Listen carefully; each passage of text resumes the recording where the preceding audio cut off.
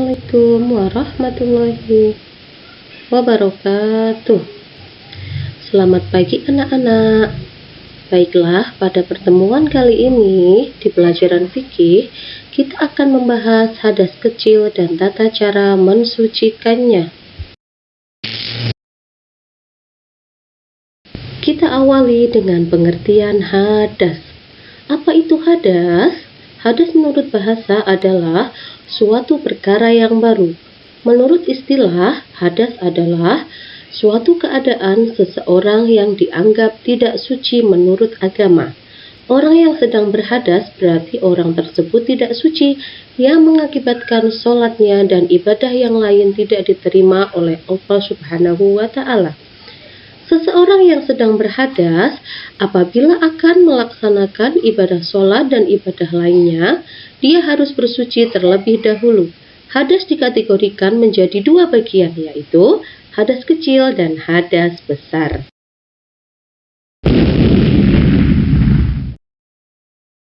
Pada kesempatan kali ini, kita akan membahas pada hadas kecil dan tata cara mensucikannya. Bagaimana tata cara mensucikan hadas kecil? Kita akan bahas satu persatu. Sebelum itu, kita pahami dulu apa itu hadas kecil. Hadas kecil adalah hadas yang cara mensucikannya dengan berwudu atau tayamum. Seseorang disebut berhadas kecil jika dia mengeluarkan sesuatu dari dua lubang, yaitu dubur atau kubulnya, seperti buang air besar, buang air kecil, buang angin, menyentuh kemaluan tanpa alas, dan tertidur dengan nyenyak.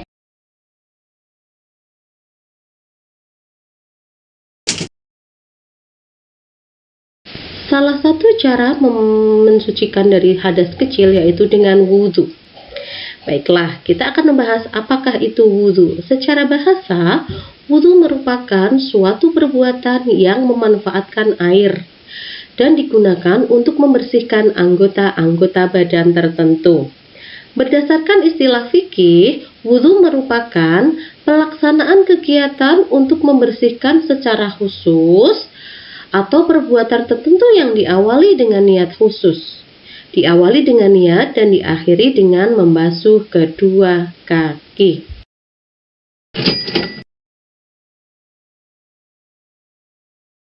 Perintah berwudu bersamaan dengan perintah sholat 5 waktu, yaitu setengah tahun sebelum Rasulullah Shallallahu Alaihi Wasallam hijrah ke Madinah. Allah berfirman dalam Quran Surat Al-Ma'idah ayat 6 yang berbunyi, A'udzu billahi minasyaitonir rajim. Bismillahirrahmanirrahim. Ya ayyuhalladzina amanu idza qumtum ilas sholati faghsilu wujuhakum wa aydiyakum ilal marafiqi wamsahu biru'usikum wa arjulakum ilal ka'bain. Yang artinya, hai orang-orang yang beriman, apabila kamu hendak mengerjakan sholat, maka basuhlah mukamu dan tanganmu sampai dengan siku, dan sapulah kepalamu dan basuh kakimu sampai dengan kedua mata kaki.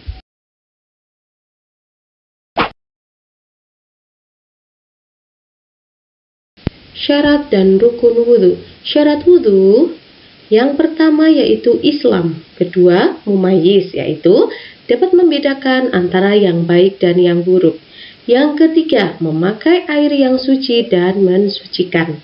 Yang keempat, tidak ada yang menghalangi sampainya air yang kita gunakan ke kulit, seperti getah, kutek, atau cat kuku. Dan yang lima yaitu tidak dalam keadaan berhadas besar seperti haid ataupun nifas. Kemudian rukun wudhu. Kita tahu rukun adalah yang harus ada. Jadi dalam wudhu ini ada hal-hal yang harus kita tidak boleh tinggalkan, karena ini menyebabkan wudhu kita itu sah atau tidak. Rukun wudhu ada 6, yaitu yang pertama niat. Yaitu niat dalam hati untuk berwudhu menghilangkan hadas. Waktu niat adalah bersamaan dengan membasuh muka. Adapun niat wudhu adalah sebagai berikut. Nawaitul wudhu'a biraf'il hadatsil asghari fardhul lillahi ta'ala. Yang kedua yaitu membasuh muka dari tumbuhnya rambut sebelah atas hingga ke dagu, dari telinga kanan sampai telinga kiri. Yang ketiga, membasuh kedua tangan sampai siku. Keempat, mengusap sebagian kepala, mulai dari kening sampai tengkuk. Kelima, membasuh kedua kaki sampai mata kaki. Dan yang keenam, tertib atau urut.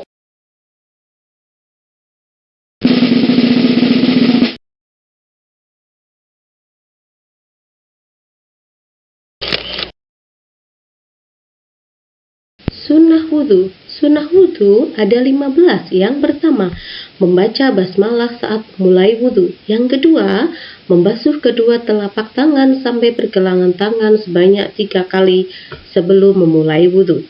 Kemudian berkumur-kumur. Kemudian menghirup air ke dalam hidung dan mengeluarkannya lagi. Yang kelima, mengusap seluruh kepala.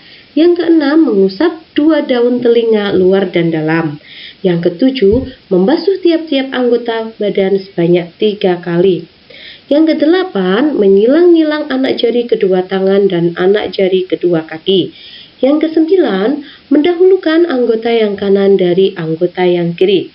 Yang kesepuluh, wudhu dilakukan tanpa pertolongan orang lain kecuali terpaksa atau dalam keadaan sakit. 11.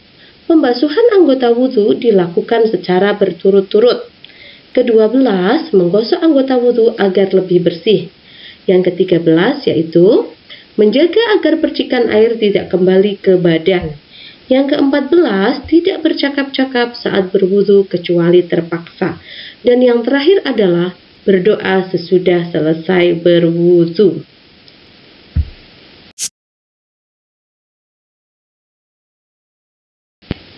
Hal-hal yang membatalkan wudhu, yaitu yang pertama, keluar sesuatu dari salah satu kedua jalan kubul dan dubur seperti kentut ya. Kemudian hilangnya akal baik karena tidur, mabuk, gila atau pingsan.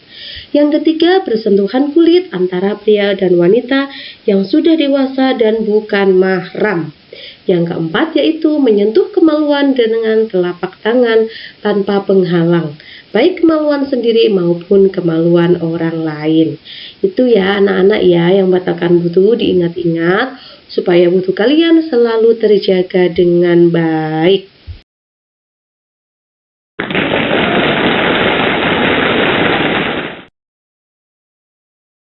Sekian pertemuan kita pada pagi hari ini. Semoga pertemuan ini bermanfaat bagi kita semua ya anak-anak. Ingat, kita selalu harus wajib yang namanya menjaga kebersihan diri kita ya, terutama dari hadas kecil, yaitu tadi sudah saya sampaikan di atas cara membersihkannya dengan berwudu atau tayamum. Namun pada pertemuan ini kita lebih fokus pada tata cara berwudu. Semoga bermanfaat untuk kita. Tetap jaga kesehatan, tetap semangat belajarnya, dan jangan lupa tetap patuhi perintah pemerintah dengan menjalankan 5M ya. Jangan keluar kalau tidak ada keperluan, dan tetap jaga kesehatan. Terima kasih. Assalamualaikum warahmatullahi wabarakatuh.